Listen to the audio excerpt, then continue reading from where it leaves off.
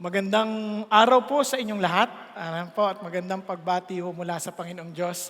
Alam niyo, katulad ng sabi ni Pastor Peter, hindi ko na masabing magandang hapon o magandang umaga dahil may mga nanonood po sa atin sa iba't ibang bahagi ng mundo.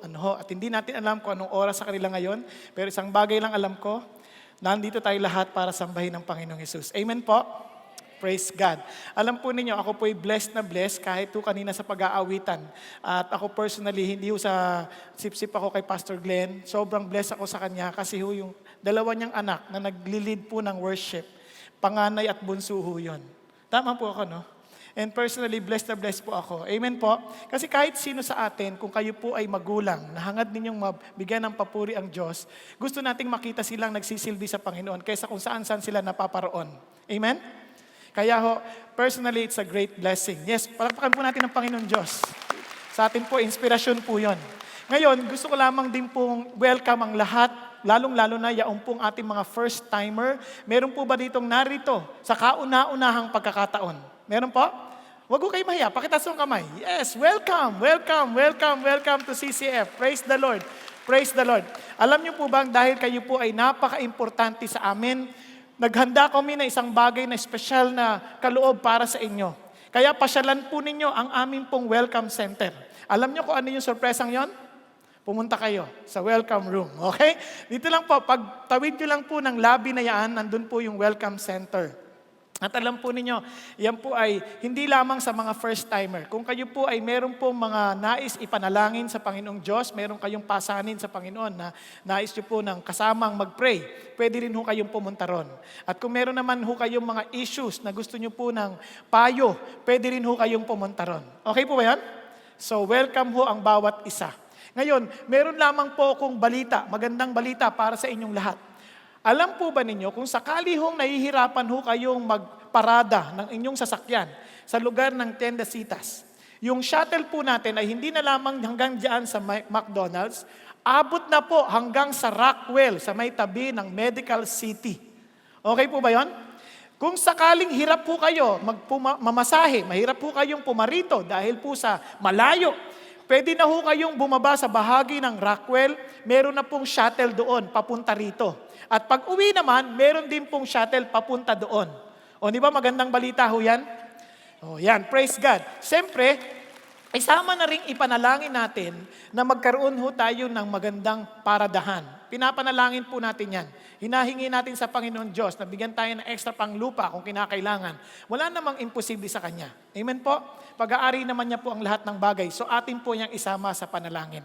So tayo pong lahat ay tumayo, tayo lang po magpasalamat sa ating Panginoon Diyos. Salamat po aming Ama sapagkat kayo ang mabuting Diyos. Salamat po na tunay nga po ang lahat, Panginoon Diyos, na meron kami ngayon ay galing sa inyo. Salamat po, Panginoon, sa lugar na ito na kami po ay nakasasamba sa inyo. Hinihingi ko lamang ang aming Ama na ipahintulot ninyo na ang aming puso't isipan ay tunay na maituon lamang sa inyo.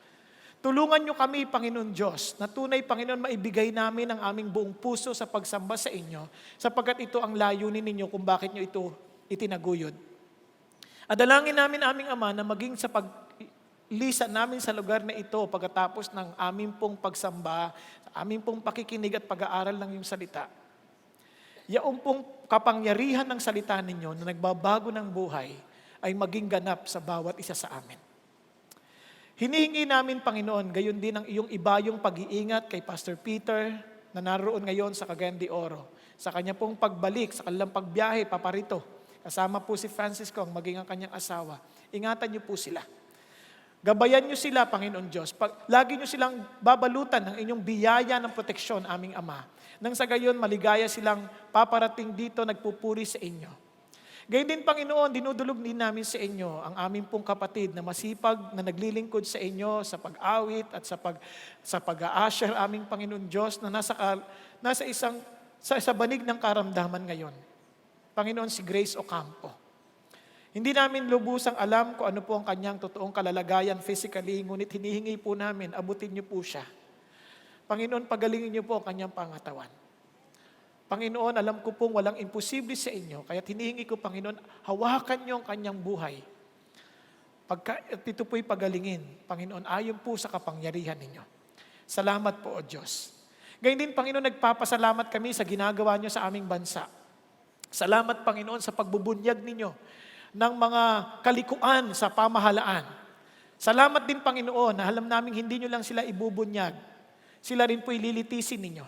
At hinihingi namin, Panginoon, ang hustisya, Panginoon Diyos, ay tunay na mamayani sa aming bansa. Kahit hasamahan nyo, Panginoon Diyos, ang lahat ng mga nasa hustisya, maging ang aming Chief Justice. Tutulungan nyo rin ang aming Pangulo na magkaroon siya ng, tunay, gabayan nyo siya ng tumayo siya ng matibay, Panginoon Diyos, sa kanyang ipinaglalaban na tuwid na daan. Bigay mo siya ng talino, aming Ama. Gayun din, Panginoon Diyos, hinihingi namin, hindi lamang sila maging ang kanyang mga gabinete. At ang bawat, Panginoon, mambabatas ay maging, Panginoon, nasuportahan nila, Panginoon, anumang bagay na makabubuti sa aming bansa. Upang, Panginoon, Panginoon, maghari ang katuwiran at ang hustisya sa amin. Salamat po. At kami rin, Panginoon, ay ingatan ninyo. Nang sa gayon, aming Ama, kami po ay palagi ang lalakad na magbibigay patotoo ng iyong katotohanan at iyong katuwiran. Babantayan niyo ang aming pong mga hakbangin. Nang sa gayon, aming Ama, kami po ay maging buhay na patotoo ng iyong katotohanan at ng iyong katuwiran. Salamat po, O Diyos, samahan niyo kami sa aming pag-aaral at ipahintulot ninyo na ang pangalan niyo pa rin ang maluwalhati sa lahat ng aming mga gagawin at maging sa aming pakikinig. At hiningi ko maging ang iyong lingkod, aming Ama. Gabayan po ninyo ako. Nasasabihin ko po ang iyong salita na may tapang. Nang sa gayon, aming Ama, kaming lahat ay maging handa sa iyong pagbabalik. Sa ngalan ni Kristo Jesus, ito pang aming dalangin. Amen. Amen at amen. Praise God. Mari tayong lahat maupo. Noong nakaraang linggo, tayo po ay nagsimula ng ating serye sa pagkakilala sa Diyos or knowing God. At ating tinignan ang kanyang mga attributes. Sa katotohanan, ang unang-unang attribute na ating nakita sa pagtuturo po ni Pastor Peter ay ang ating Diyos bilang hukom o bilang judge. Naalala pa po ba ninyo? And alam niyo po, para sa akin, yan po ay napakasarap na encouragement. Bakit? Marahil kahit kayo, naranasan ninyo na kung minsan iniisip ninyo, bakit kung sino pa yung masama, siya pa yung umaangat sa buhay?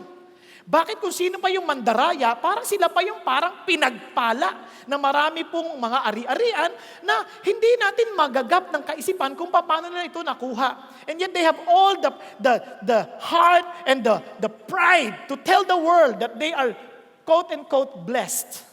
Marahil maging sa opisina ninyo, naranasan ninyo na kung sino pa yung mandaraya, siya pa yung napopromote. Naranasan nyo na po ba yan?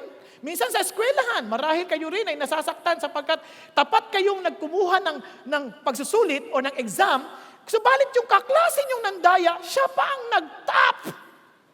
Naintindihan niyo pong ibig kong sabihin? Kaya po napakasarap isipin sapagkat ang ating Diyos, anong sabi? Maging handa tayo or be ready for the judge is coming. At diniinan sa atin na siya ang matuwid na hukom, siya ang makapangyarihang hukom, siya ang nakakaalam ng lahat. Kaya yung paghuhukom niya, tiyak na tuwid sapagkat alam niya ang lahat ng bagay. Di ba't napakagandang encouragement po yan? At higit pa doon, ito po ang napakagandang inspirasyon sa ating lahat. Bakit? Isipin ninyo, lalo tayong naiinspirang lumakad sa katuwiran sapagkat alam natin hindi sayang ang ating mga ginagawa. Amen po? Ngayon, ganun pa man, kung sakali po, pag-isipan nyo mabuti kung sakali po, na nakita ninyo ang kamay ng Diyos na pinaghihiganti kayo, ibig sabihin, dahil marami nang loloko sa atin, di ba? Kung sakali man sa panahon natin, makita natin kung paano maghiganti ang Diyos, ito lang po ang aking paalala. Sabi ho sa Proverbs o sa Kawikaan ay ganito. Ano sabi? Huwag kang magalak kapag ang kaaway mo ay nadapa.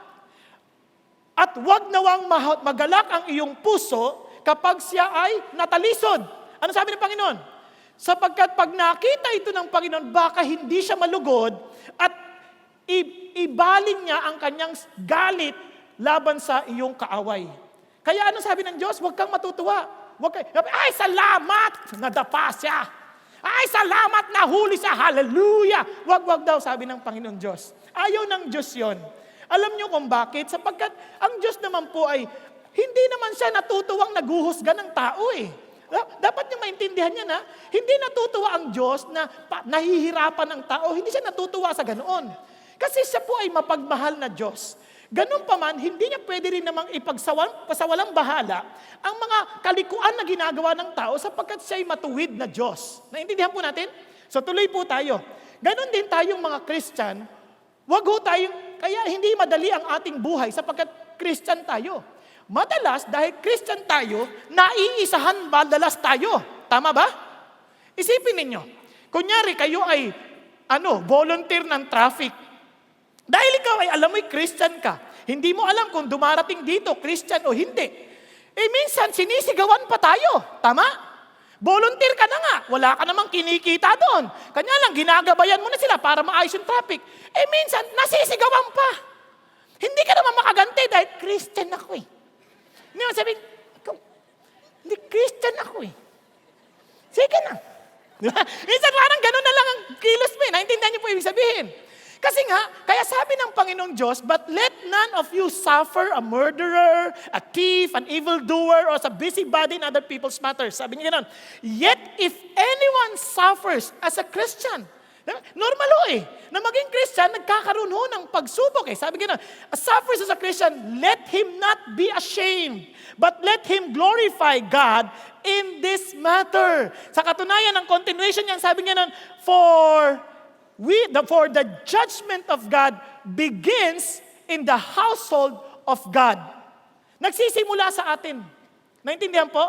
Kaya ako naniniwala, kaya sabi ng Biblia, Beloved, do not think it strange concerning the fiery trial which is to try you as though some strange things happen to you.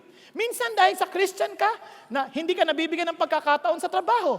Dahil Christian ka, hindi ka na-promote. Dahil sa Christian ka, pinag-iinitan ka. Dahil hindi ka kasali sa kanilang grupo. Tama? Pero sabi ng Diyos, huwag kang magulat sa mga ganong pagsubok. Bakit? Sapagkat kung si Kristo ay nagdusa para sa atin, tayo rin ay magiging kabahagi ng kanyang pagsubok. Naunawaan po. Kaya ito naman ang ganda. Ibig sabihin, the mere fact that Jesus Christ allowed Peter to write these things, it means that He knows what we're going through in life. Okay ba yan? Kaya, tingnan ninyo, kung Christian ka, sigurado didisiplinahin ka ng Panginoon Diyos kapag hindi ka lumakad sa kanyang kalooban. Paano ko nalaman yan?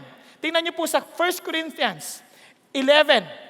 Sa 1 Corinthians 11, mapapansin po ninyo, itong mga taong ito, hindi nila ginalang yung pong Lord's table o yung communion. Nagpupunta sila doon, nag-uunahan sila sa pagkain kasi yung communion ho doon, hindi yung pira-piraso parang isusubo sa atin. Yun po ay tinapay na pinaghahati-hatian. Yung iba, dahil sa gutom nila, kinakain nila lahat, hindi na sila nagtitira sa ibang tao. Nakuha ninyo? Kaya sabi ng Panginoon Diyos, tinan nyo, for he who eats and drinks in an unworthy manner, eats and drinks judgment to himself, not discerning the Lord's body. Hindi ginalang. Ang sabi niya, for this reason, many are weak, sick among you, and many sleep. Hindi yun natutulog Patay. Ibig sabihin niya, patay. Okay? And sabi ganoon, look at this. For if we would judge ourselves, we would not be judged. But when we are judged, look at the words, we are chastened by the Lord, meaning we are being disciplined by God, that we may not be condemned with the world. Kasi pag hindi ka dinisiplina ng Diyos ngayon, and you would be condemned along with the world, kawawa ho, yun ang final judgment. Wala ka ng lusot doon. Kaya mapalad tayo kapag nakakaranas tayo ng pagpalo sa Panginoon. Alam nyo, nung hindi tayo Christian, minsan gumawa tayo ng masama, parang walang effect. Nalala nyo? Sa totoo lang, ako po, nakaranas po ako maging driver ng jeep. Mayabang po ako magmaneho. Noon, gising-sing na, parang walang effects. Minsan, nag-drive po ako ng van ng aking kaibigan. Maning-maniho yung kasi nakakapag-drive po ako ng truck. Dahil ako po'y lisensyadong mag-drive ng truck. Naintindihan nyo, nakaranas po ako mag-drive ng bus. Ito, van lang, van. Dinadrive kong ganyan. Meron pong nakikipag-git-gitan. Kala mo Nagyabang lang ng isip Bigla akong sumabit yung side mirror. Sa gilid ng sasakyan, talagang luminya ho ng itim. Sabi ko, Panginoon, inisip ko lang namang magyabang. Wala pa namang pagpataas ng kamay at pagbaba na. Nag-isip lang ako ng pagyayabang. Dinali na.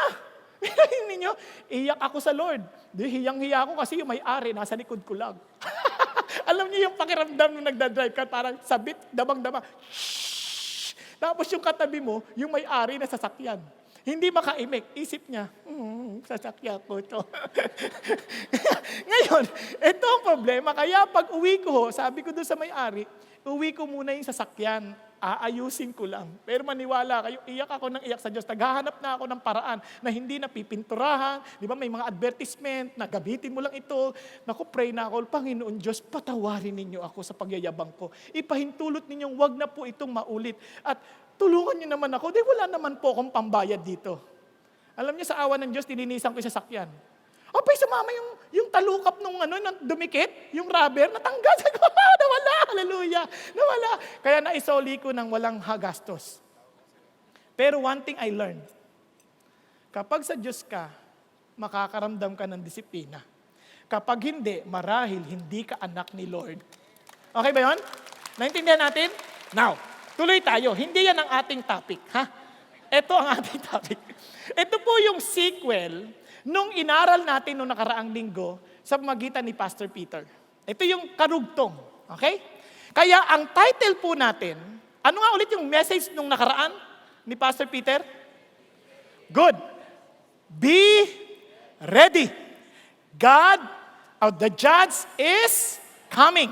Salamat sa Diyos. Ngayon, ang ating talakayin, karugtong. Hindi ho madaling usapin, pero ipo'y napaka-importante. Kaya please, fasten your seatbelt and don't sleep. Okay po? Ang pamagat po nito ay ganito. Watch out, God's wrath is at hand. Alam nyo, tanggapin natin o hindi, most of us are afraid to die. Kahit sinong tao, tanungin mo about death, nagkakaroon ng kakaibang pakiramdam. Tama, mali? Ngayon, may mga tao na itinatanggi nila ang patungkol sa Diyos. Kasi they cannot deny the reality that one of His attributes is the wrath. Is wrath. Okay? Nagagalit ang Diyos. Ngayon ito po, kaya ho kahit anong tapang ng tao, kapag sila po ay nandun na sa bingit ng kamatayan, mararamdaman nyo na ho yung kanilang takot. Isa sa mga halimbawa nito, si Voltaire. Si Voltaire po ay napakatapang na mapangahas na nagsasabi na ang Diyos ay hindi totoo. At sabi niya, susulat siya ng volumes of books just to prove that Christianity is a myth. Okay po ba yun? Yun ang kanya sabi. And he will prove to the world that the Bible is a myth. At alam niyo nung mamamatay siya, ito ang sabi niya. Kinausap niyang kanyang doktor. Sabi niya, I am abandoned by God and man, and I will give you half of what I am worth. Pwede po natin i-flash yan. Sabi gano'n, if you will give me 6 months life. Ano yung sagot ng doktor? Sabi ng doktor, Sir, hindi ka nga pwedeng mabuhay ng 6 na linggo. Ang sabi gano'n, patay, then I shall go to hell, and you will go with me. Soon after, he expired. Patay. Isa pang kilala rin hong hindi naniniwala sa Diyos, siya po ay mataas ang kaposisyon sa Inglaterra noon. Siya po ang Chancellor of England. Ang pangalan niya ay si Sir Thomas Cat. Ito ang sabi niya, mula ngayon, ang isip ko, walang Diyos at walang impyerno. Sabi niya, ngunit ngayon, alam ko at nararamdaman kong parehong meron.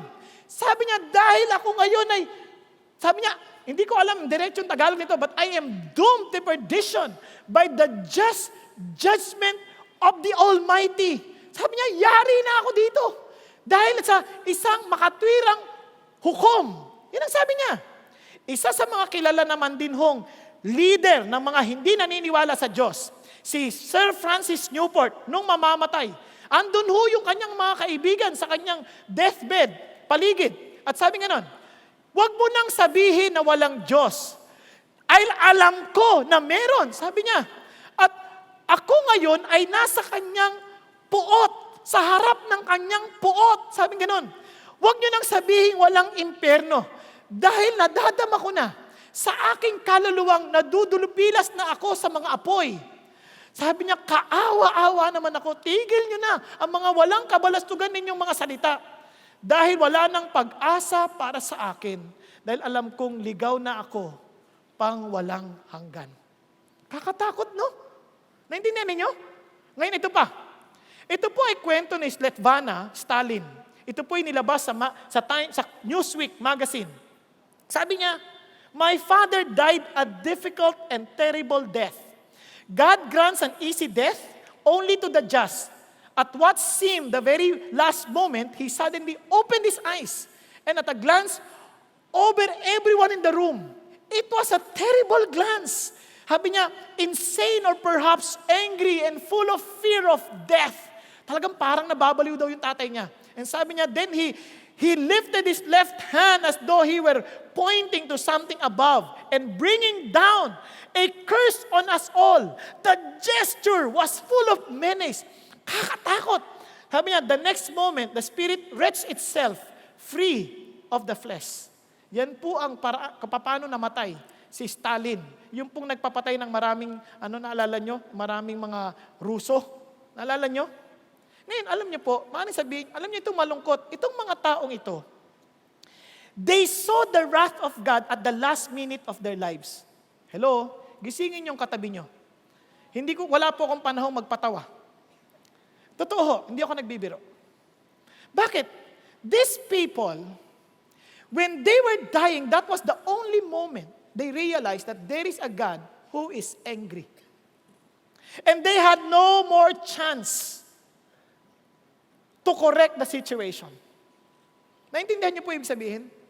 At marami sasabihin sa atin, teka muna, naniniwala naman ako sa Diyos eh. Ang problema ko, maging ang demonyo, naniniwala sa Diyos at nanginginig pa. Naintindihan po natin? Nanginginig pa. Talo pa ng marami sa atin. Tayo po, minsan ang tapang pa natin sa Diyos eh. Alam natin may Diyos, pero we are not afraid to do anything displeasing to Him because we have no real respect for God. Kaya nga naniniwala ako dito, kahit tayo mga Pilipino, maka-Diyos tayo, pero wala tayong galang sa Diyos. Alam ko yun, nung nagdadrive ako, marami akong mga gamit na nagpapaalala na meron ako, maka-Diyos ako. Bawat daan na aking merong pong crossroad na tinatawag, lagi po ako nagtatanda, nag-aantanda, pero hindi ako nagtatanda. Anong ibig sabihin? Kahit pula, go. Walang galang eh. Meron pa akong nakasakay sa jeep. Sabi kong ganyan, pagsakay sa jeep, meron siyang Bible sa kanyang harapan. Nahuli siya ng pulis. At sabi niya, kinausap ang pulis. Tapos pagkatapos, praise God, sabi niya. Hindi ako hinuli, binigyan ko siya ng love gift. Naintindihan niyo po, ito po yung mga maka-Diyos, pero walang galang sa Diyos. Naiintindihan po natin. Ngayon, tuloy ho tayo. Maaaring sabihin ninyo, you believe in God, but not necessarily the God of the Scripture. Or you may even say that you believe in God, but your practices speak otherwise. Kaya sabi ng Bible, there are so many people, they are atheists in practice. They may say they believe in God. Kita ko yan kahit sa mga kaklase ko nung nag-aaral ako. Nagpe-pray bago mag-exam. Pero during the exam, nag-sharing ng sagot. As if God does not see. As if God was never been with them. As if God is not omnipresent. Di ba in practice, walang Diyos yan? Hello? Nasusundan po? Kaya tuloy tayo. Kaya sabi ng Bible, tandaan ninyo, dumating man ang Diyos, agad, kunit kung hindi, lahat tayo mamamatay. Sabi mo ni Solomon, mabuti pang pumunta sa bahay ng pagdadalamhati kaysa pumunta sa bahay ng pagdiriwang. Bakit? Sapagkat ito ang hantungan ng bawat tao. Naintindihan po natin? Hello? Sa madalit salita, ayaw at ayaw mo, lahat tayo mamamatay. Okay ba yun? Gisingin mo yung katabi mo, sabihin mo sa kanya, mamamatay ka din. Hindi ako nagbibiro. Maaaring nakakatawang sabihin, pero yun ang katotohanan. Walang maliligtas sa atin sa bagay na yan dahil lahat tayo mamamatay. At ito pong katotohanan na huwag ninyong kakalimutan. Sabi ho ng Hebreo 9:27, it is appointed unto man to die once, and after which, judgment. Sa sandaling tayo'y mamatay, tayo po'y haharap sa paghuhukom. Naintindihan po natin? Wala ho yung exemption. Now, let's continue. Kaya ho, ito po ay nakakatakot isipin sapagkat ito'y darating sa anumang sandali. Kung nagmamalaki ka because you think that you have somehow you are not suffering from any consequences of your evil actions, sabi ng Diyos, huwag kang magulat dyan. Bakit? Surely you set them in slippery places, you cast them down to destruction. Oh, how they are brought to desolation, as in a moment, they are utterly consumed with terrors. Maaring sa ngayon parang wala, but at any moment, bigla lang siyang parang nadudulas. As a dream when one awakes. So Lord, when you awake, you shall despise their image. Yun ang sabi ho ni Asaph sa kanyang panalangin. This is something he discovered when he worshiped and entered into the sanctuary of the Lord. Now, anong sabi niya? Now, in order for us to be watchful of the wrath of God, open your eyes. Have an eye for it. Ulitin ko po.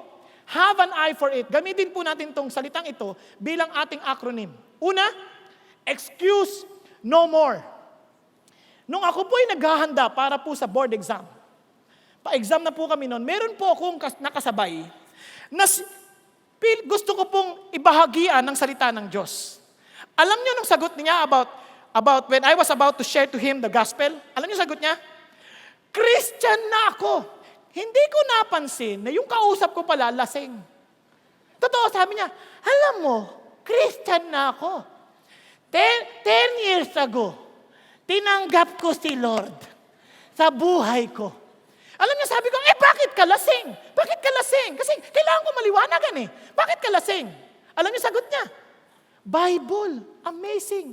Alam sagot niya ito, moreover, the law entered that the offense might abound. Sabi niya, binigay ang batas para makita mo kung gaano kalaki ang iyong kasalanan. And sabi niya, but where sin abounded, pag lumalaki ang kasalanan mo, grace abounded much more. And sabi niya, alam mo, dahil sa biyaya ng Diyos, pwede mo nang gawin kahit ano. Pwede ka nang magwala. Yan ay lisensya sa paggawa ng kasalanan. Alam niyo, ako po'y nagulat. Kahindik-hindik ang aking pakiramdam na aking natutuklasan. Maraming Christian ganyan. They always excuse the goodness of God to excuse them from doing evil against God. Huwag niyong kakalimutan ito. Yang biyaya ng Diyos ibinigay sa atin para tayo'y maligtas, hindi para sirain ang ating buhay at magpatuloy sa mga bagay na hindi kalugod-lugod sa Diyos. Huwag natin kakalimutan yon. Relax lang tayo. Bakit? Tingnan po ninyo. Yes, the Lord is good. Pero yung goodness sa atin, sinira na natin sa ating kaisipan. Yung good sa atin, hindi ka pareho ng good na sinasabi ng Diyos. Kasi pag sinabi natin good, ganito. Katulad ng ito. Sino ang mabuting teacher? Ang mabuting teacher, yung nagpapasa kahit wala kang natutunan. Yung parang walang exam, walang assignment, at pwede mong gawin kahit ano. Ayan ang mabuting teacher, hayahayang buhay. O, di ba? Yan ang ating pananaw na mabuti.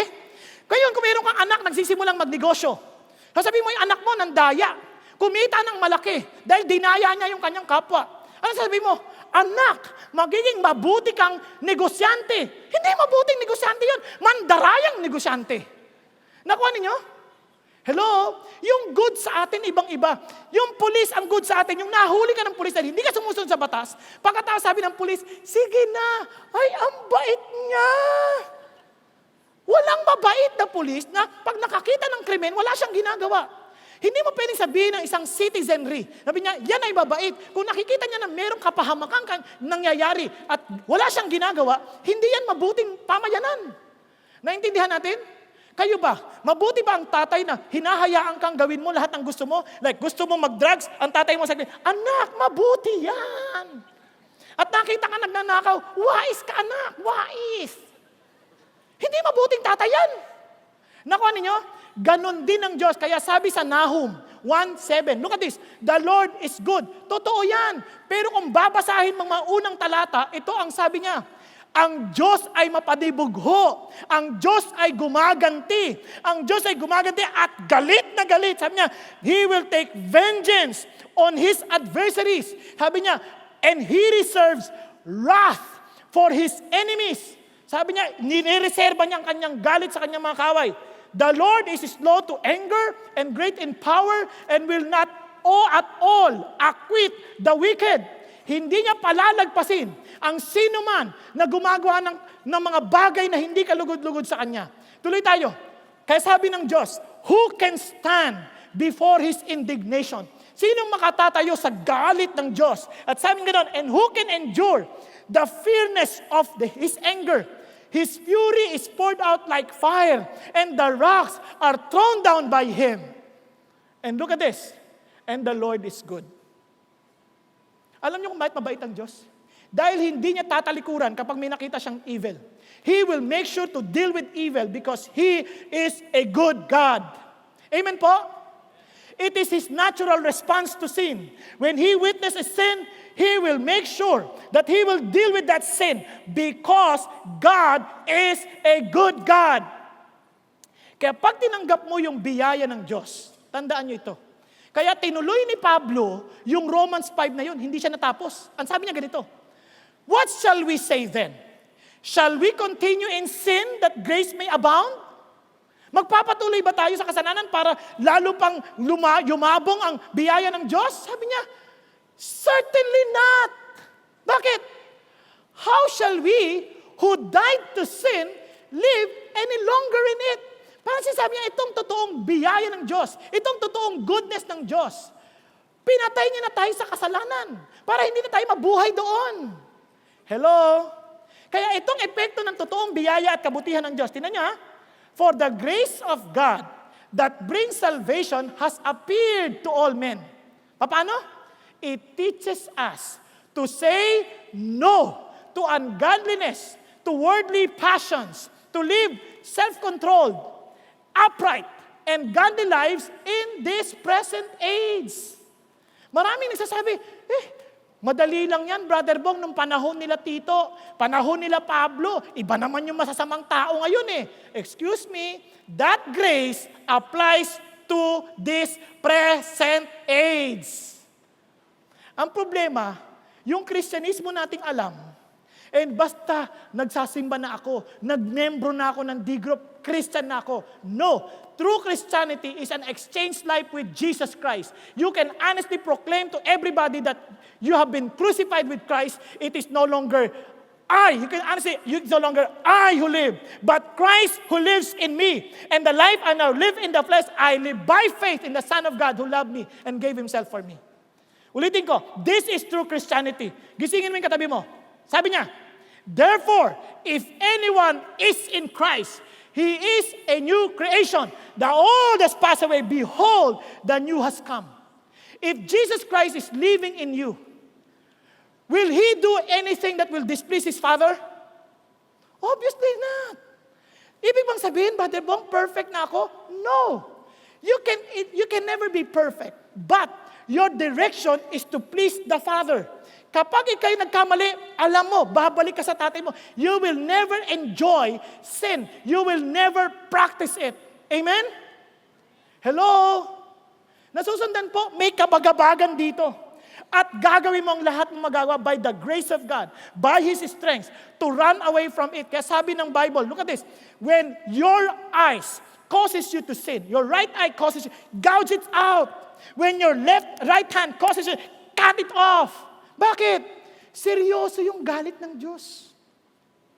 Gusto niyo malaman paano? Look at this. Sabi ng Bible sa Romans 1:18, for the wrath of God is revealed from heaven against what? All. Not some. All. Ungodliness. Alam niyo yung galit ng Diyos? Hindi naman niya ito tinatago eh. Sabi niya, ipinapahayag niya ito laban sa lahat ng kalikuan. Nasusundan po? Hello? Kaya sabi ng Lord, balikan natin, sabi nga nun, tingnan nyo, kaya sabi ng Biblia, ito ang Diyos, dahil laban sa kalikuan, ang sabi niya, you are not a God who takes pleasure in evil, with you the wicked cannot dwell, the arrogant cannot stand in your presence, you hate all who do wrong. Listen, you destroy all those who tell lies. Anong klaseng lies ito? White lie? Black lie? Brown lie? Kahit ano pang kulay ng lie na yan. God destroys all who tell lies. Naintindihan? Ano sabi niya? Bloodthirsty and deceitful men, the Lord abhors. Hindi niya sinasabi the Lord hates. The Lord abhors. Mas matindi pa sa galit. Naintindihan po? Hello? Nandyan pa kayo? No, tuloy tayo. Kasi sabi ng Bible, hindi naman siya nagagalit kapareho natin. Minsan tayo po, ba nagagalit, parang walang kontrol. Pag nalaman natin siguro yung anak natin na gumawa ng masama, ikaw napakasama, alam mo, Christian ka, hindi ka na nahiya. Hindi ganon. Hindi ganon ng Diyos. Hindi rin siya yung parang naghihiganti. Hindi ganon ng Diyos. Naintindihan? Sabi ng Diyos, kapag nagpahayag siya ng kanyang galit, sabing ganon, with love, with compassion. Kaya sabi niya, the Lord is compassionate, gracious, is slow to anger, and abounding in loving kindness. Kaya hindi siya pareho. Mamaya maintindihan niyo kung paano. Papaliwanag ko mamaya, pero dito muna tayo. Kaya, maging ang issue ng pag-ibig ng Diyos. Look at this. Pag natin iniisip natin pag-ibig, God is loving. Minsan naisip natin yung Diyos na pagmapagmahal, yung bang hinahayaan niya lahat ng kamalian mo. Kasi loving siya. Relax ka lang, hindi ganyan. Naalala niyo yung kwento ni Marian, yung testimony niya? Praise God for her. Naging Christian siya, binago siya ng Diyos, tama? Pero pansin niyo, isa sa mga bahagi ng kanyang lakbayin sa kanyang buhay, ano sabi niya? Handa niyang ibigay ang lahat-lahat ng sa kanya. Kunin mo na ang lahat sa akin. Sabi niya para sa kanyang boyfriend. Tama? She was willing to sacrifice her sexual purity. Bakit? In the name of love. Yan ang hindi totoong pagmamahal. Bakit? Kasi hindi mo na inisip yung pong repercussion or consequences ng iyong pagbibigay. Naintindihan po? Kasi ang totoong pag-ibig ganito. Sabi sa 1 Corinthians 13:6, ito ang description ng pagmamahal. Love takes no pleasure in evil. Naintindihan po? Kasi ngayon sa panahon natin, ganun ang pag-ibig eh. Love mo ako, sama ka. Nakalimuso na kagad yan. Love you. Yan ang pinakikita ng TV. Tama ba? Sabi ng Diyos, hindi ganyan ang pagmamahal. Pagmamahal, takes no pleasure in evil. As in, God is telling us He hates wickedness. Yan ang sabi ng Diyos eh. Hello? Ngayon, kaya nga sabi ng Lord, tandaan niyo ito, yung galit ng Diyos, hindi lang para sa'yo. Sabi ng Diyos, maapektuhan pati yung mga kaapu-apuhan mo. Alam niyo kung sino-sino? The third and fourth generation. Sabi ng Lord, He will visit the iniquity of the fathers upon the children to the third and fourth generations of those who hate me. Because you do not obey, because you do not walk with Him, you are expressing hate. Kasi sabi ng Bible, those who love this world, the lust of the flesh, the lust of the eye, the pride of life, sabi niya, those are the things of the world. If you love the world, you can never love the Father. You can never love God. In other words, you are expressing hate to God. Naintindihan? Hello, nasusundan pa ninyo? Okay, tuloy tayo. So God is a judge and God is angry with the wicked every day. Kaya balikan niyo ang Bible. Ang Diyos, nung si Adan at si Eva nagkamali, pinalaya sila sa hardin. Pag-isipan ninyo, ang Sodom and Gomorrah, hindi niyo na makikita yan sa mapa. Dahil sa kanilang kalapastanganan sa Diyos, binura sila ng Diyos sa mapa. Ang paraon, binigyan siya ng 10 pagkakataon. And yet, ang tigas ng ulo niya. Kaya pati ang kanyang mga hukbo nalunod sa karagatan. Naintindihan natin? Because God expresses His anger, His wrath towards evil. Okay po? Gising pa kayo? Okay. Ngayon, tingnan niyo po paano mag-express ang Diyos ng galit. As I have told you, hindi siya yung parang nawawalan ng control. Ito ang sabi ng Diyos. Galit siya, sabi niya, He revealed His wrath towards us. Bakit? Since what may have known about God is plain to them, maliwanag sa kanila, sabi ganoon. Because God has made it plain to them. For since the creation of the world, God's invisible qualities, His eternal power, His divine nature, have been clearly seen, being understood from what has been made, so that the people are without excuse. Tama ba? Yan sabi niya, for although they knew God, they neither glorified Him as God, or gave thanks to Him, but their thinking became futile, and their foolish hearts were darkened. Ano sabi ng Diyos? Sabi niya, maliwanag sa inyong may Diyos. Tingnan niyo na lang po yung kalikhaan ng Diyos. Kahit saan ka magpunta, yung mga tao, kahit wala silang nalalaman sa Diyos, makikita niyo, meron silang sinasamba. Kasi maliwanag eh. Tingnan ninyo kung gaano ka-sophisticated ang ating design. Tingnan nyo lang yung mata ninyo. Ituro nyo, itulak nyo, itusok nyo lang, pipikit ng kusa. Automatic. Ganon ka-sophisticated ang design natin. Kaya ho yung mga gumagawa ng robot, hindi nila makuha yung smoothness ng kilos. Kasi napaka-sophisticated eh. Yung brain, sobrang grabing kaling ng database kung paano na pumapasok yung mga memories doon sa loob. Sobrang kamangha-mangha. Kaya alam mo kagad may Diyos. Pag tinignan mo yung kalawakan, alam mo kagad na may Diyos eh. Hindi man natin nakikita, nararamdaman natin, alam natin yung essence ng Diyos. Para yung hangin. Nakikita mo ba ang hangin? Hindi, di ba?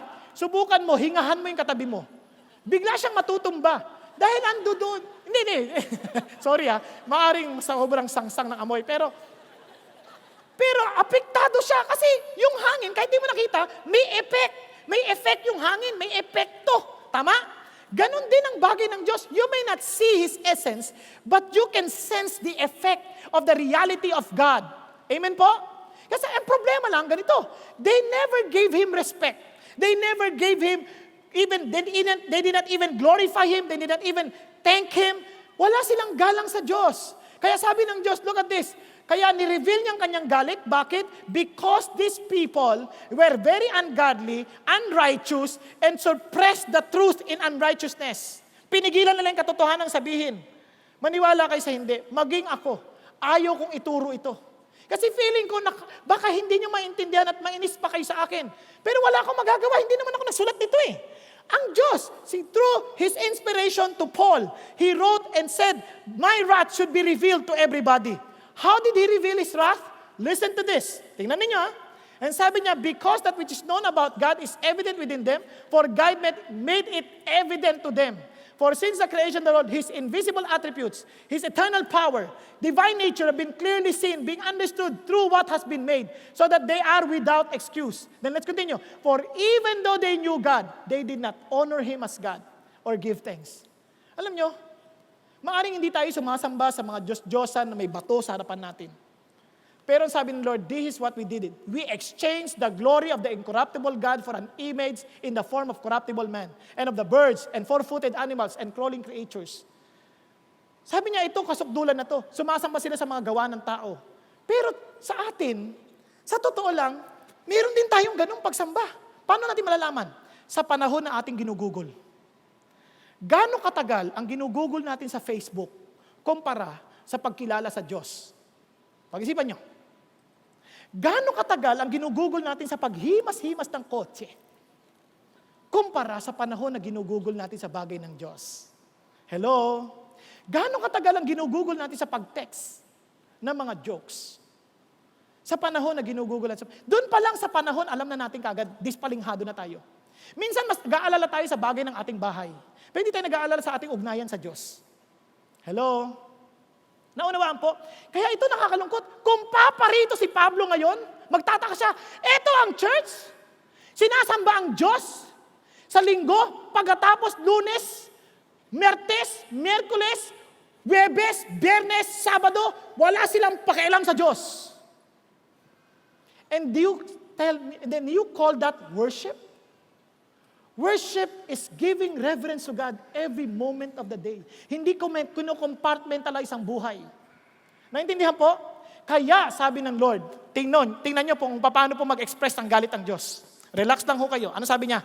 Therefore, God gave them over in the lust of their hearts to impurity, so that their bodies would be dishonored among them. Paano ginawa ng Diyos? Nabasa niyo na po ba yung prodigal son? Sino nakabasa ng prodigal son? Sino hindi nakabasa? Pakita sa kamay. Okay. Ano nabasa ninyo? Kanina tinanong ko kung nabasa ninyo, hindi kayo nagtaas. Kung hindi nyo nabasa, hindi kayo nagtataas. Naintindihan nyo ba yung tanong ko? Ulit. Sino nakabasa ng prodigal son? Okay, good. So nabasa ninyo. Marami sa inyo. Naalala ninyo yung lalaki, yung batang lalaki, hiningi niya ang kalahating yaman ng kanyang tatay? Isip natin yun ay pag-ibig na binigay niya. Sige na, humayo ka na anak. Maling-mali ho tayo. Yan ho ang expression ng wrath ng Diyos. Bakit? Hinayaan niya, binigay niya yung yaman. Sige na anak, kung ano gusto mong gawin. You want freedom? Go ahead, I'm giving you that freedom. Look at this. And therefore, when God revealed this wrath, therefore, God gave them over in the lust of their hearts. Matigas sa ulo mo? Sige, pagbibigyan kita. Pagbibigyan kita. Gawin mo na gusto mo. Alam mo na ang hakbangin mo sa galit na ng Diyos. Tingnan niyo po ulit. Tuloy tayo. For they exchange the truth of God for a lie and worship and serve creatures rather than the Creator who is blessed forever. Amen. Sakim ka? Gustong-gusto mo yung blessing? To the point of manipulating the situation? Sige, hahayaan kita. O, tuloy tayo. For this reason, look at the words, God gave them over to degrading passion. Hindi na siya tumigil doon. Itinuloy niya pa. Gusto niyo malaman ang galit ng Diyos? Hinayaan niya na to. Sabi nga nun, for their women exchange their natural function for that which is not unnatural. Anong tawag dito? Lesbianism. Yung mga babae, sila, babae sa babae. Unnatural function. Galit ng Diyos yan. Sige, hayaan ko na kayo. Gusto niyo? Nagwewelga pa kayo? Ayan, sige na. Gusto niyo yan? Tuloy niyo. Sunod, tingnan niyo to ha. Hindi po ako nagsabi nito. How I wish. Hindi ko to sasabihin sa inyo. How I wish. Pero ito sabi ng Lord. And in the same way also, the men abandoned the natural function of the women and burned in their desire toward one another, men with men, committing indecent acts. Ang sabi ng Lord, sabi niya, indecent acts and receiving in their own person the due penalty of their error. Hindi na lang mga babae sa babae, pati lalaki sa lalaki. Sabi niya, hinayaan na rin ng Diyos. Gusto niyo yan? Go ahead. Anong tawag dyan? Homosexuality. God has never been against homosexual, but He is against homosexuality. Kaya, you want freedom? Okay, go ahead. Do whatever you want. As crazy as you can be. Go ahead. Yun ang sabi niya, and gave them over. Sinabi ng Lord, higi na. Siya na mismo, hinayaan niya na yung tao. Kaya alam niyo po bang nakagulat ako? Ito ho yung balita kamakailan patungkol sa atin. You want to know what's going on in our country? You want to know how far can we really see the wrath of God in this land? Kaawaan tayo ng Diyos. Alam niyo kung bakit? Ito po yung balita na nilagay po sa Yahoo News. At babasahin ko po sa inyo para maintindihan natin. Sabi ho ng Panginoon Diyos, para makita lang natin ho yung galit ho ng Diyos sa atin. Ito pang sabi niya, balita ho ito, sabi ganon. Alarm bells are ringing over the rapid spread of HIV infection in the country, especially among men having sex with men. Facing the House Committee on Health Wednesday, Ferchito Avellino, Executive Director of the Philippine National AIDS Council, said the Filipino, listen to this, is infected by the virus every 85 minutes. Type nyo. The Philippine HIV epidemic is no longer low and slow. Reports quoted Avellino as saying, adding that the spread is now fast and furious.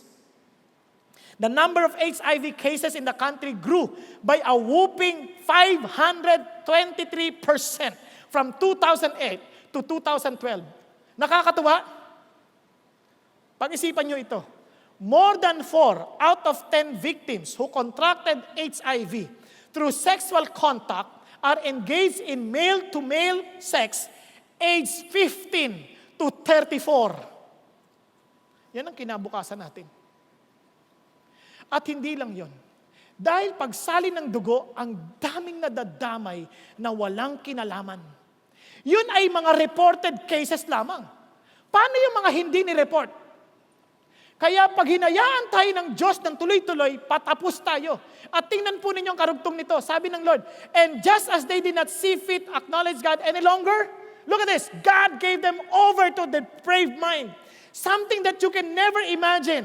Yung kasamaan, na wala nang galang sa buhay ng tao, wala nang galang sa pagkakasarinlan ng tao, sa kasarian ng tao. Sabi ng Diyos, this is how I reveal my wrath. I let you go. I'm giving you freedom that you desire. Ano sabi ng Diyos? Look at this. To do things which are not proper. Being filled with all unrighteousness, wickedness, greed, evil, full of envy, murder, strife, deceit, malice. They are gossips. Tingnan niyo po. Tuwang-tuwa tayo sa ganyan, di ba? And sabi ganoon, slander, haters of God, insolent, arrogant, boastful, inventors of all evil, disobedient to parents. Parents, you don't want to do your responsibility to take care and nurture your children in the way of God? Then God will tell you, go ahead, do what you want. I will not restrain you anymore. Alam niyong mahal ka ng Diyos kasi pipigilan ka ng Diyos. Tingnan niyo si Pablo. Magyayabang si Pablo dahil sa revelation na tanggap niya. Look at how God worked in him because he was pleased with Paul. God gave him a thorn in the flesh so that he would not boast. Tama, mali? The same thing with us. If God loves us and we are pleasing to Him, for sure, He will put a restraining, power to stop us from sinning. But if He lets us go, problemang malaki yan. Because we will surely suffer the consequence of our action because He will not let the guilty unpunished. Tatamaan at tatamaan ka. Naintindihan po natin? Now, tuloy tayo. Without understanding, untrustworthy, unloving, unmerciful. And ito ang kicker sa lahat. And although they know the ordinance of God, that those who practice such things are worthy of death. And look at this. And they are not only do the same, or they not only do the same, but also give hearty approval to those who practice them. Tingnan niyo po, nung sinulat ito ni Pablo, hindi niya pa alam na pwedeng illegalize yung same-sex marriage. Naintindihan niyo? Hindi niya pa alam yun. Hindi niya alam na hahantong na sa panahon natin. Hindi niya alam na sa antong na sa panahon natin na iaalaw yan. Hindi sa atin, hindi pa, praise God. Pero sa ibang bansa, lipanan na yan at galit pa sila pag hindi pinayagan. Isipin niyo po pag-isipan niyo mabuti. Tinanong po ako niyan. Sabi ko, anong masasabi ninyo sa same-sex marriage? Sabi ko, lahat tayo, meron tayong preferences sa buhay. At lahat tayo ng pinanganak, meron tayong mga kagustuhan sa buhay. Pag yan pinahintulutan, magkakagulo-gulo tayo. Anong ibig niyo sabihin? Sisimplihan kita. Sabi kong ganun, halimbawa ikaw ang aking anak. At sabihin ko sa iyo na ang meron akong kagustuhan ng maraming babae. Hello? At aaminin ko sa inyo, struggle ko noon yan. Gusto ko ng maraming babae. Naintindihan? Ngayon, dahil yan ay kagustuhan ko, it is my nature to love many women. Pwede ko bang ilaban at ilabi sa Congress, i-allow ang adultery? Papayag kayo kung ikaw ang aking anak? Pag-isipan ninyo. Hello? Ngayon, ganun din. Lahat tayo, marahil iba sa atin ang struggle, hindi babae. Kapwa lalaki. O kaya kapwa babae. Struggle yan eh. Gusto mo bang ipasabatas yan para hindi ka napigilan sa ginagawa mong kasamaan? Obviously, the reason why God gave us a government to stop us from that. But the moment it's legalized, dun mo na alam, pinabayaan ka ng talaga. Wala nang restraining factor. Hello? Nasusundan po natin. Nandiyan pa ba kayo? Okay, hindi ako nagsabi nito. Si God. Now, tingnan po ninyo. What is the ultimate effect of this? Look at this. Itong ultimate effect, sabi ng Bible, because of the stubbornness and your unrepentant heart. Kasi kapag nalaman na natin na nandun na tayo sa kaluguyan, dapat magsisi na tayo. Hindi. Dahil ang tigas ng ulo mo, sabi niya, you are storing wrath against yourself for the day of God's wrath, when His righteousness judgment will be revealed. Nag-iipon ka ng galit. Kaya sabi niya, the moment alaman mo nandyan ka na sa ganun direksyon, dahil mahal ka ng Diyos, magsisi ka na. Pero kung ayaw pa magsisi, nag-iipon ka talaga ng galit. Talagang sinusubok mo pasensya ko, sige. Paano ito ginagawa? Sabi sa Psalm 7, ganito niya po pinaliwanag. Sabi niya, hihahatakin niya yung kanyang pana ng palayo ng palayo. Habang nag-i-store ka ng galit, hinahatak niya yung pana niya. Ayaw mo pa rin magsisi? Hatak pa rin. Hatak pa rin. The farther it is pulled back, maniwala ka, the harder the heat. The more painful it would be. Tama? Kaya sabi ng Diyos, huwag mo nang ipunin. Pinakikita ko na nga sa'yo eh. Kasi ang pinakamasamang uri ng galit, yung hindi mo pinararamdamang galit ka. Kunyari, hi, hello, kamusta ka? Pero sinasaksak mo na pa sa likod. Ang bait mo. Yan ang pinakamasamang galit. Pero ang Diyos hindi eh. Pinakikita niya pa eh. Pinakikita niya nagagalit siya. Kaya kapag ang buhay mo, pinababayaan ka na magkasala, magsisi ka na. Bakit? Kasi nararamdaman mo nang pinasasabi niya na sa'yo. Okay ba yun? Naintindihan po natin? Now, tuloy tayo. Kaya sabi ng Bible, ito po ang pinakamalungkot. Hindi yan pansamantalang galit lamang. Sabi ng Bible, the devil who deceived them was thrown into the lake of burning sulfur, where the beast and the false prophet had been thrown. They will be tormented day and night forever and ever. Gano'ng katagal? Forever and ever. Then I saw a great white throne and him who was seated on it. The earth and the heavens fled from his presence, and there was no place for them. And I saw the dead, great and small, standing before the throne, and books were opened. And sabi gano'n, another book was opened, which is the book of life. The dead were judged according to what they had done and as recorded in the books. The sea gave up the dead that were in it. The death and Hades gave up the dead that were in them. And each person was judged according to what they had done. And look at the words. And then death and Hades were thrown into the lake of fire. The lake of fire is the second death. Anyone whose name was not found written in the book of life was thrown into the lake of fire. Yan ang galit ng Diyos. Now, tingnan niyo po kung gaano kapait. Jesus Christ illustrated what it means to be in the lake of fire. Pero ito, Hades pa lang to, Hades. Sabi ng Bible, tingnan niyo ha, merong mayamang lalaki na nakabihis ng magarang mga damit. Tama? Araw-araw. Sabi niya, at sa kanyang trangkahan, merong namamalimos na si Lazarus. Umaasa lamang sa mga mumong nalalaglag sa kanyang lamesa. Namatay si Lazaro, dinala siya sa lugar ni Abraham. Namatay yung mama, walang pangalan, kasi ang pangalan niya ay wala sa book of life. Naintindihan? Kaya dinala siya sa Hades, lugar ng mga patay. At anong nangyari? Sa Hades, he was in torment. And he looked up and saw Abraham far away with Lazarus by his side. And look at the words. Sabi niya, have pity on me. Send Lazarus to dip the tip of his finger in water and cool my tongue because I am in agony in this fire. Alam niyo kung gaano karumal-dumal yung kanyang sitwasyon? Tulo lang ng daliri. Sapat na. Ni hindi humingi ng isang tabo. Ni hindi humingi ng galon ng tubig. Sabi niya, maiibsan na ako. Tulo lang. Finger full of water lang. Okay na ako. Ganon kasama ang kanyang sitwasyon. Naintindihan natin? Ngayon, sabi ni Abraham, alam mo, gusto ko lang paunawa to sa iyo. Sabi ganon, between you and us, sabi niya, there is a great chasm. Sabi niya, has been set in place so that those who want to go from here to you cannot. And nor can anyone cross over from there to us. Ano sabi? Wala nang lipatan. Kapatid, pag namatay ka, automatic, pag dinadaling ka na kaagad sa lugar mo, at wala nang lipatan, wag na wag mong isipin na pwede ka pang lumipat. Alam niyo, maaaring sabihin mo, Brother Bong, hindi ako naniniwala dyan. Tiyakin mo lang. Bakit? Kasi hindi biro ito. Parang it is a very costly mistake if you are not sure kung sinasabing to hindi. Because this story did not come from me. This was a story shared by Jesus himself.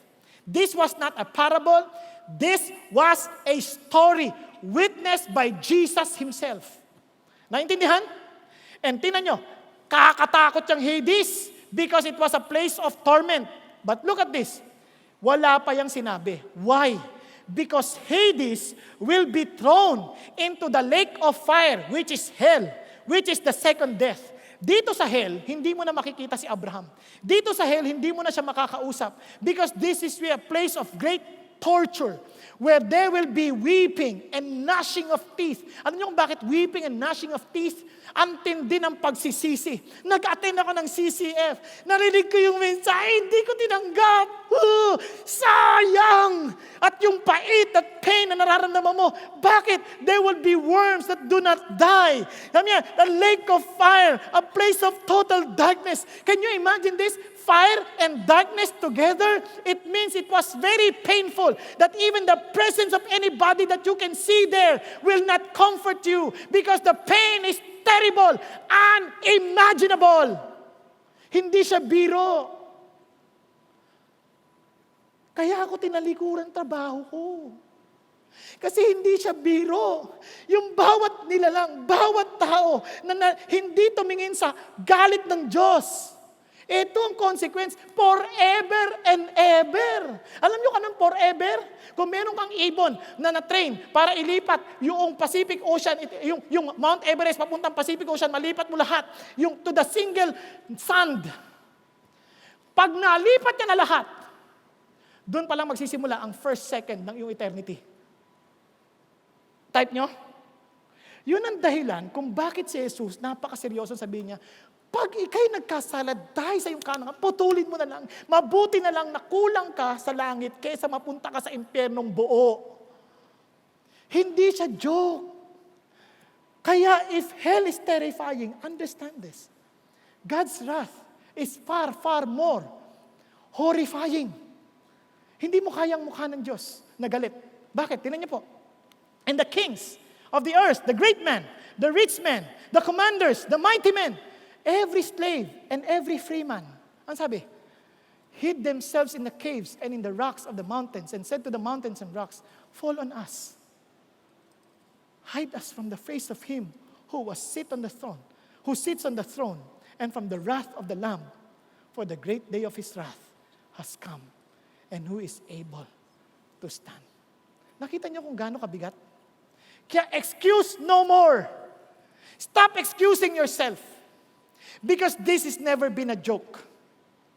I never wanted to preach this. Bakit? I hate yung mga gantong usapin. Di ba? Pero hindi natin pwedeng pigilan. Kasi ang Diyos, He wants to warn all of us. So friends, watch out. God's wrath is at hand. Kaya raramdaman nyo na lahat yung nangyayari. Let's continue. So may pag-asa pa ba? Hallelujah. Meron. Bakit? If you say yes to Jesus, may pag-asa. Paano ko nakakatiyak? Because Jesus alone is the answer to God's wrath. Pakinggan niyo muna ito. He has the answer. Alam niyo po ba, sa Bible, meron pong salitang tinatawag na propitiation. Noon, unang panahon, pati mga pagan religion, sila po ay may tinatawag na propitiation. Para daw hindi magalit ang kanilang Diyos, sila po ay nag-aalay ng kahit anong alay na para ma-pacify yung galit. Tama? Sa Old Testament, ganun din. To pacify God's wrath during the days of Israel, they are to offer a burnt offerings. Yung pong tinatawag na lamb without blemish. To cover their sins, tatakpan yung kasalanan, so that they would not experience the wrath of God. Sa atin naman, meron din tayong ganyan. Pag nagpapatayo ng bahay, may tinatawag na padugo. Tama? Yung pakatay ka para duguan, para wala daw magalit, hindi magalit yung mga demonyo. Pero sa atin, huwag nyo nang gagawin yan. Kainin nyo na lang yung manok. Okay, tuloy tayo. Ngayon, si Jesus, siya yung naging sagot. Bakit? Siya yung mismong propitiation. Ito yung regalo para hindi magalit ang Diyos. Kaya ang ginawa ng Diyos, ang Panginoon, sabi niya, He fulfilled the requirement of the law. Anong ginawa niya? Listen to this. And He Himself, look at the words, is the propitiation for our sins. And not for ours only, but also for those of the whole world. Alam niyo kaya ang tawag sa Kanya, siya ang kordero ng Diyos. The Lamb of God. Naalala niyo, kordero ng Diyos na nag-aalis ng kasalanan ng tao. He is the Lamb of God who takes away the sin of the world. Naintindihan po natin? Kaya hindi ho madali nang si Jesus ay maparito para tanggapin niya yung galit ng Diyos, maligtas lang tayo. Gusto niyo makita? Hindi ko ma-express sa salita, pero panoorin natin para maintindihan natin. Although this movie would not suffice to describe the pain and the agony that Jesus experienced for the sake of our salvation, hopefully, dun sa maliit na expression na ito, makita pa rin natin. Okay po? So manood po tayo. Ito po yun.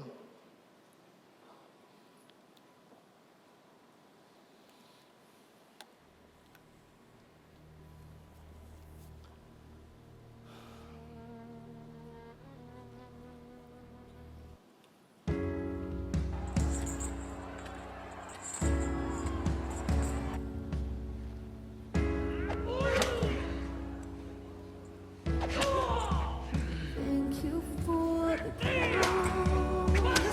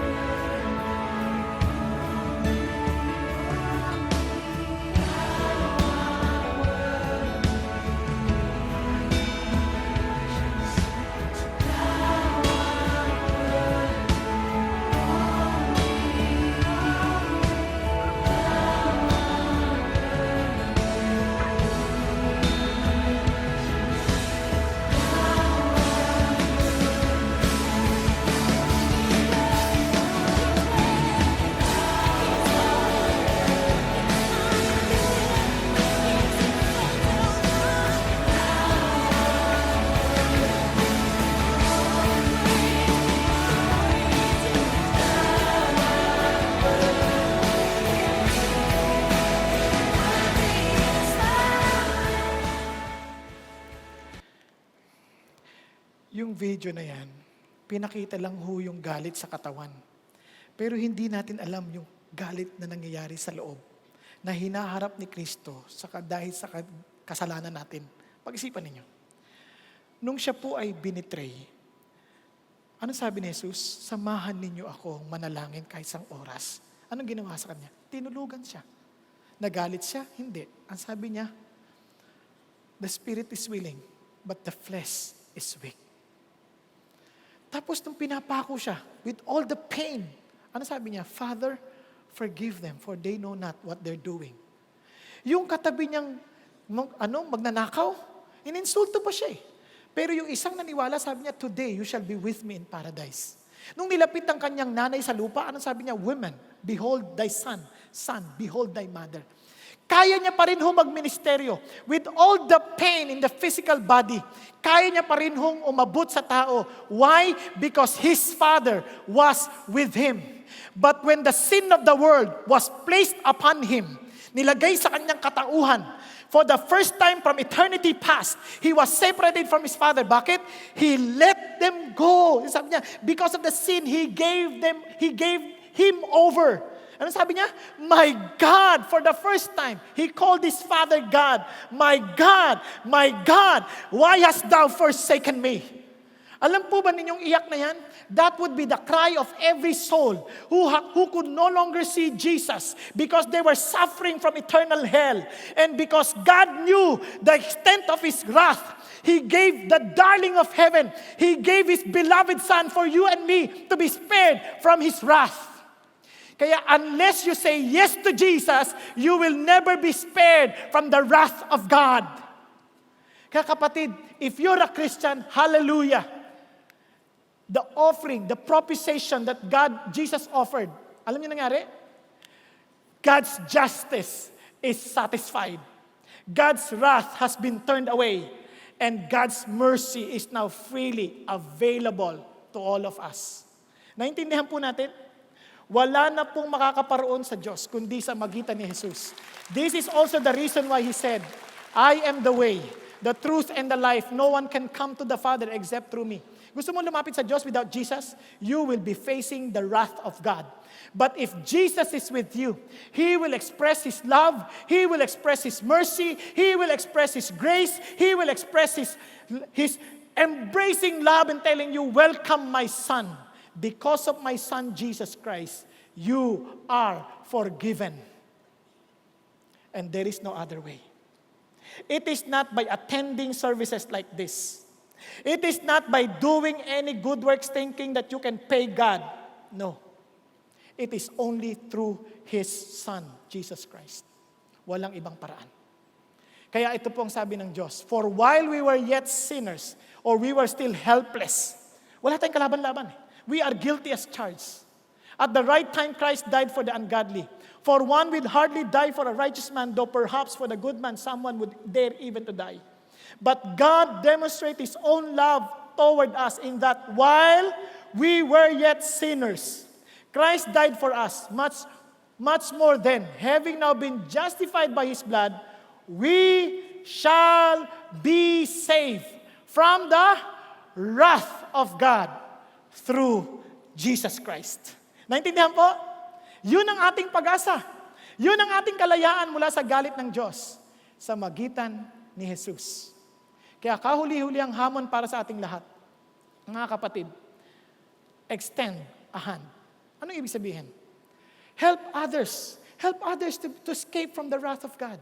Kaya sabi ng Lord sa Ezekiel, sabi niya ganon, at the end of the 7 days, Son of man, I have made you a watchman for the people of Israel.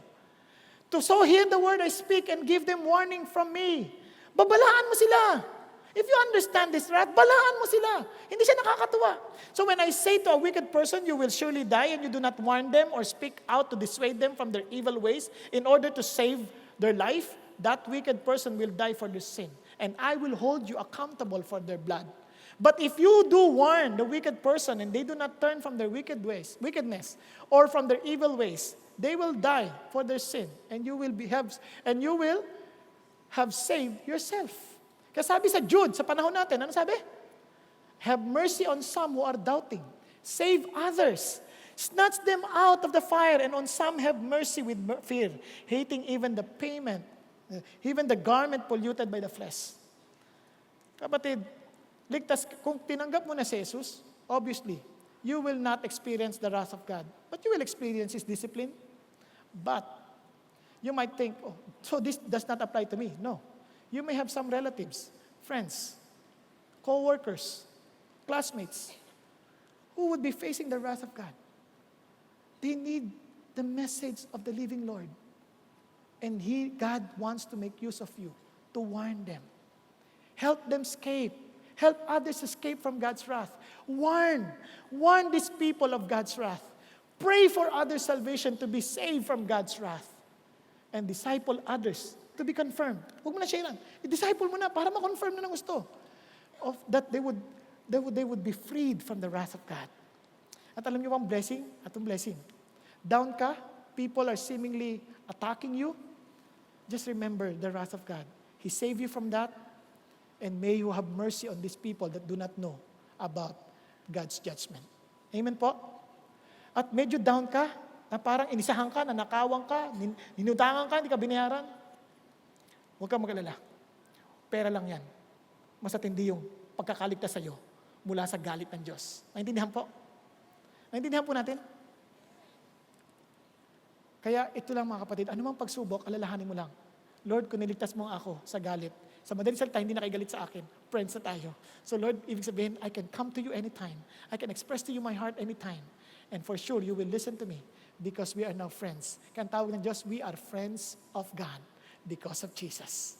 Amen po? Di po ba napakasarap ng ating kaligtasan? Then you will understand the extent of God's love and you will understand the extent of His mercy because we understood His wrath. Gusto ko lang po magtapos sa last na kwento. Tingnan niyo po. Kaya alam niyo po yung mga tumanggap kay Jesus, itong kanilang last word when they were dying. The chariot has come and I'm ready to step in. Sarap, no? Si John Antler. Si John Wesley, best of all, God is with us. Mamamatay na lang, excited pa. Tingnan niyo po ito, si John Knox. Live in Christ and the flesh did not fear death. Ang sarap. And sabi niya, si John Leith, can this be death? Why it is better than living? Tell them I die happy in Jesus. And si Martin Luther, our God is the God from whom cometh salvation. God is the Lord by whom we escape death. Into thy hands I commit my spirit. God of truth, thou hast redeemed me. Tingnan niyo po si Mary Frances. Oh, that I could tell you that what joy I possess. The Lord that shine with such power upon my soul. He is come. He is come. And Philip Heck, how beautiful the opening heavens around me shine. Sarap, no? At hindi ko makalimutan isang karpintero. Suffering from liver cancer. On his deathbed. Sabi niya, ang ganda pala rito.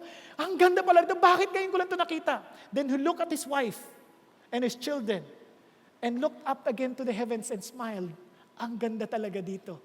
Then closed his eyes and died with a smile on his face. You know why? Because he did not really die. He just transferred residence. Naintindihan niyo po?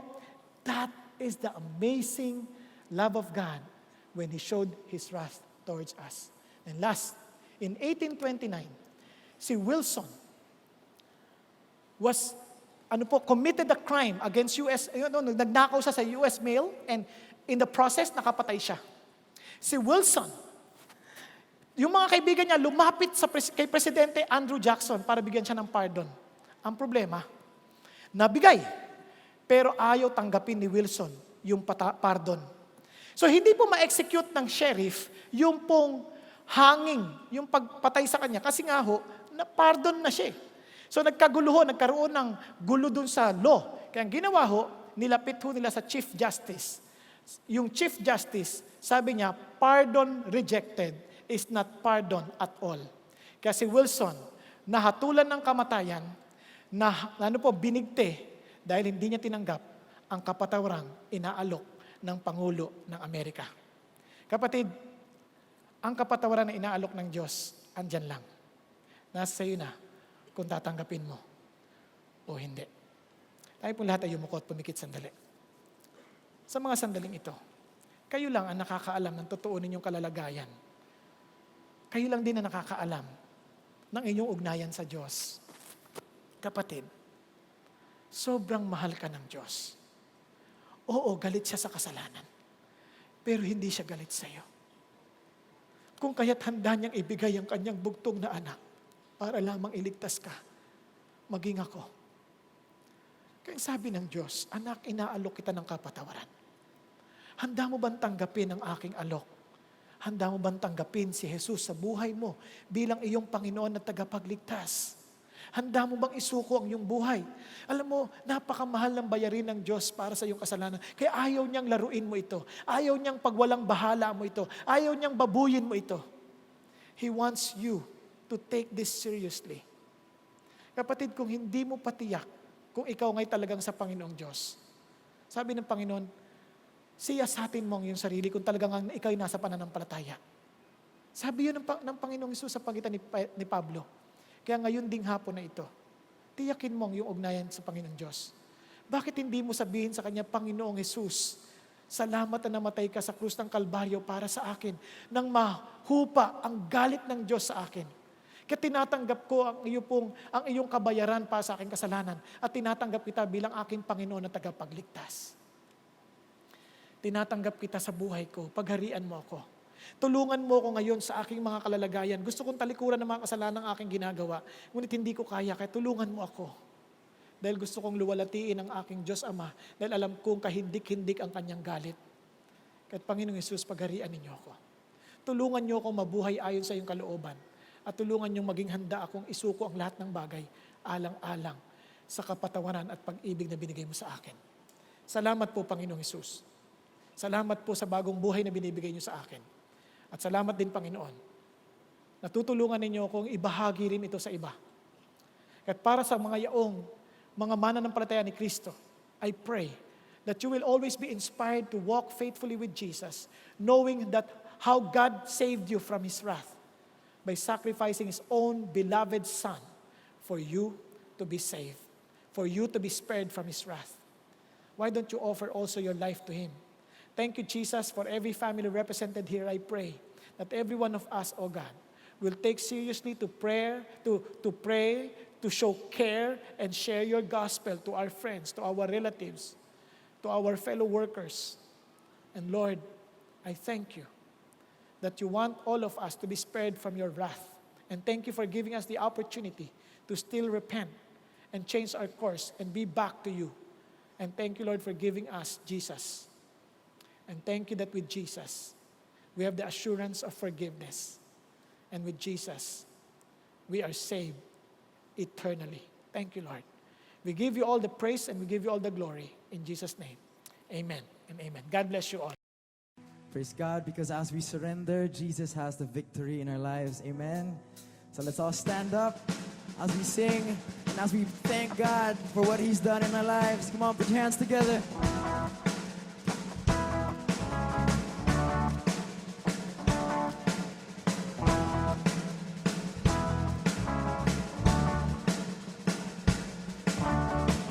Thanks be to God who always causes us to triumph in His name. Thanks be to God who always causes us to win. Yeah. Thanks be to God who always causes us to triumph in His name. Thanks be to God. Thanks be to God. We have overcome. Hallelujah.